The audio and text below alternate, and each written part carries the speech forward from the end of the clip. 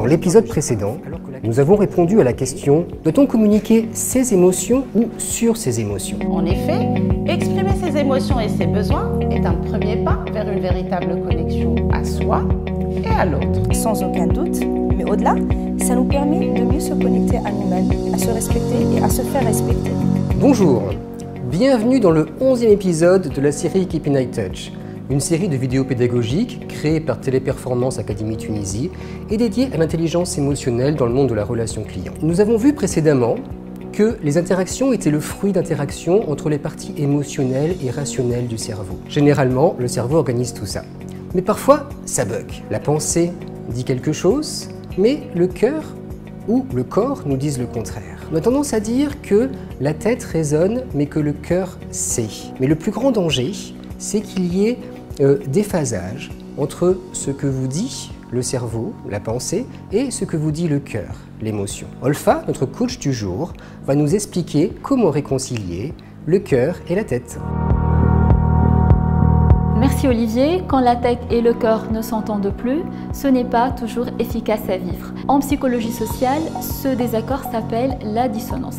Pour mieux comprendre la dissonance, je partage avec vous l'histoire de ma gourmandise lorsqu'elle me joue des tours. Je suis partie une fois déjeuner avec une amie. Après un repas plus que généreux, nous avons demandé la carte de dessert. Quand soudain, je me suis rappelé des calories que je vais avoir. Et j'ai dit à mon amie, écoute Salma, moi je vais pas prendre de dessert. Elle me dit, tu en es sûre? Oui, j'en suis sûre et certaine.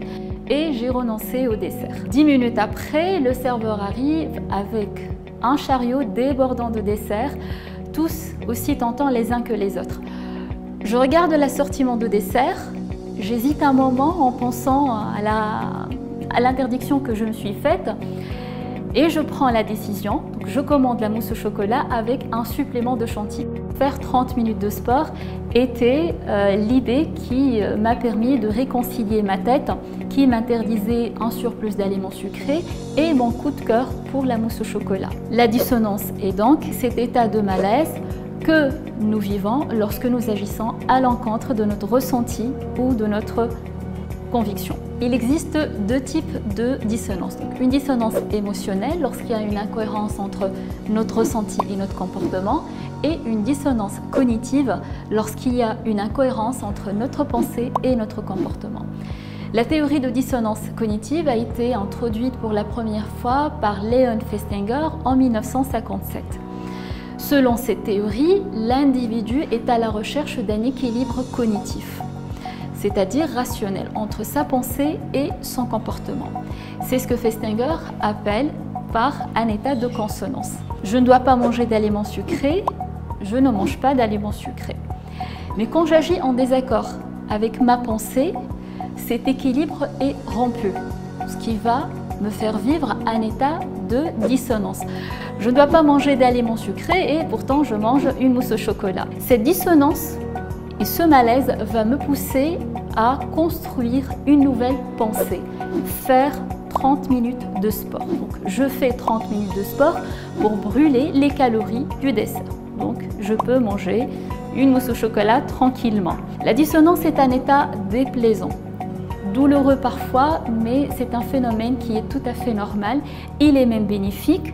La dissonance nous dit, vous avez besoin de cohérence entre ce que vous ressentez, ce que vous pensez et ce que vous faites. Et c'est parce que nous avons besoin de cohérence que nous arrivons à construire une pensée et à accéder à la logique. En revanche, si la dissonance persiste, ça peut générer des sentiments de frustration, de culpabilité, de colère, ce qui peut nous emmener à l'épuisement émotionnel et compromettre notre bien-être et notre épanouissement. Alors comment pouvons-nous gérer la dissonance au quotidien, autant dans notre vie personnelle que dans notre vie professionnelle? Pour répondre à cette question, nous avons rencontré Abir qui va partager avec nous son expérience. Bonjour Abir. Bonjour Olfa. Merci d'avoir accepté notre invitation. C'est un plaisir de parler émotion avec toi. Le plaisir est partagé.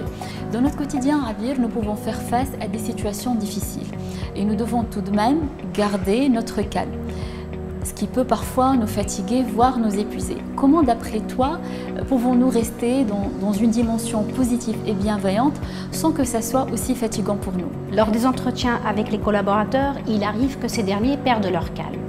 Lorsque je me dis ce collaborateur me manque de respect, ça me rend énervée.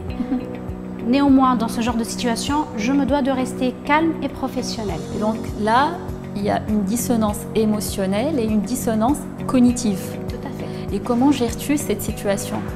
Ma stratégie préférée est de me mettre en tête une nouvelle idée. Cette idée bis me permet d'induire une nouvelle émotion qui me permet de retrouver mon calme. Et quelle est cette idée bis? J'aménage ma pensée en impulsant une idée qui me permet de comprendre le comportement du collaborateur. Je me dis peut-être qu'il est énervé, il est jeune, il manque d'expérience, etc. Et quel est l'impact de cette idée sur toi? Cette idée est alignée avec le comportement d'écoute et de calme que je dois véhiculer. Et par conséquent, tu retrouves un nouvel état de consonance. Tout à fait, et avec un sentiment réel de bien-être. D'ailleurs, j'essaye d'aider les collaborateurs à prendre conscience de cela. Donc c'est intéressant, et comment tu arrives à le faire? Certains collaborateurs justifient leurs écarts de comportement par l'inconfort émotionnel entre ce qu'ils ressentent en situation difficile avec un client et ce qu'ils doivent montrer comme empathie, sourire, calme. Je leur propose de changer d'idée sur le client ou sur la situation. Et est-ce que ça fonctionne? Le plus souvent, oui, car le conseiller prend conscience que son émotion était le fruit d'une idée qui peut changer. Mais il faut parfois avoir d'autres stratégies. Donc en effet, ce sont les stratégies de régulation. Nous les verrons dans le prochain épisode. Merci Arabi pour ce partage et à très bientôt. Merci, c'était un plaisir. Donc, au revoir. Au revoir. À bientôt.